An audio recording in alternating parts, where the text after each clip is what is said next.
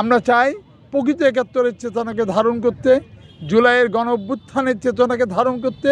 দিনের আলোর ভোটে ধানের শীষ কখনো পরাজিত হয়নি। আপনারা জানেন বিএনপির দীর্ঘ সংগ্রাম, 17 বছরের দীর্ঘ সংগ্রাম ছিল। ফ্যাসিস্ট স্বৈরাচারী হাসিনার বিরুদ্ধে দীর্ঘ লড়াইয়ে আমাদের বিপুল রক্তক্ষরণ, আমাদের জীবন দান করতে হয়েছে। আমাদের অজস্র নেতাকর্মী, 50 লক্ষ নেতাকর্মী কারাবরণ করেছে। আসলে লক্ষ্য কি ছিল একটাই, যে এদেশকে একটি গণতান্ত্রিক বাংলাদেশে রূপান্তর করা। কিন্তু 17 বছর লড়াইয়ের মধ্যে দিয়ে আমাদের ত্যাগ তিতিক্ষা, বিশেষ করে আপনি জানেন জিয়া পরিবারের যে ত্যাগ তিতিক্ষা, শহীদ রাষ্ট্রপতি মৃত্যুর পর আমার নেত্রী বেগম খালেদা জিয়া এদেশের সকল গণতান্ত্রিক আন্দোলনে যখনই গণতন্ত্র বিপন্ন হয়েছে, যখনই মানুষের অধিকার বিপন্ন হয়েছে, দেশনেত্রী বেগম খালেদা জিয়া তার সম্মুখভাগে এসে দাঁড়িয়েছেন, জনতার কাতারে এসে দাঁড়িয়েছেন। স্বৈরাচারী এরশাদ বিরোধী লড়াইয়ে আমরা তা প্রমাণ করেছি, এবং স্বৈরাচারী হাসিনার বিরুদ্ধে লড়াইয়ে কিন্তু আমাদের নেত্রী মূল নেতৃত্বে ছিলেন। সেক্ষেত্রে আমাদের মূল লক্ষ্যটা হলো একটি নতুন বাংলাদেশ গড়া, যেখানে একটি গণতান্ত্রিক পরিবেশে মানুষ তার বেঁচে থাকার যে অধিকার, মানুষের যে স্বপ্নের প্রত্যাশা, সেই প্রত্যাশা পূরণ হওয়া সম্ভব। আমরা গণঅভ্যুত্থানের মধ্যে দিয়ে শেখ হাসিনাকে পরাজিত করতে পেরেছি। আমাদের নেতা ভারপ্রাপ্ত চেয়ারম্যান তারেক রহমান আজ থেকে 2 বছর আগে এই স্বৈরাচারী হাসিনার চোখে চোখ রেখে রাষ্ট্র মেরামতের 31 দফা কর্মসূচি ঘোষণা করেছিলেন।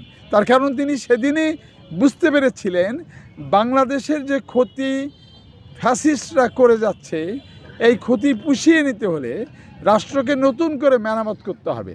সেই 31 দফা কর্মসূচিকে সামনে রেখে আমাদের দল, এবং সেই সাথে সাথে আপনারা জানেন 71-এ বিশাল আকাঙ্ক্ষা ছিল, আওয়ামী লীগ সেই চেতনাকে বিক্রি করে তারা লুণ্ঠন করেছে।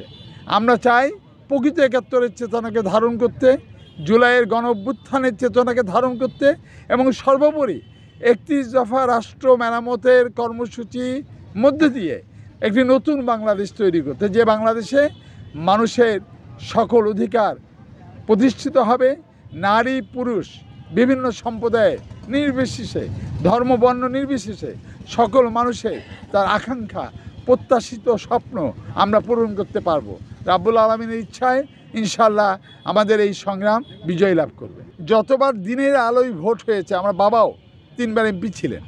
হ্যাঁ, দেশনেত্রী বেগম খালেদা জিয়া এই সুযোগ করে দেওয়ার কারণেই কিন্তু মানুষ তাকে ভোট দেওয়ার সুযোগ পেয়েছিল।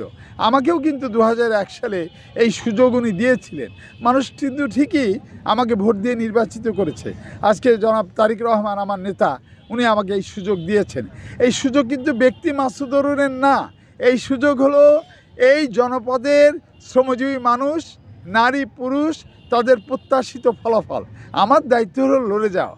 আমার বিশ্বাস মেহেরপুর সবসময় বিএনপির ঘাঁটি এলাকা, এখানে ধানের শীষ কখনো পরাজিত হয়নি। বিশেষ করে দিনের আলোর ভোটে ধানের শীষ কখনো পরাজিত হয়নি। সেক্ষেত্রে ইনশাল্লাহ ভোটে অবশ্যই ধানের শীষ বিজয়ী হবে। এদেশের দেশপ্রেমিক জাতীয়তাবাদী সরকার, আধিপত্যবাদ বিরোধী সরকার প্রতিষ্ঠিত হবে, এবং সেই সরকারের মধ্য দিয়ে আমাদের এতদিনের যে দাসত্বের শৃঙ্খলে আমাদের বন্দী করে রাখা হয়েছিল, সেই শৃঙ্খল পরিপূর্ণভাবে আমরা ভেঙে ফেলতে পারবো।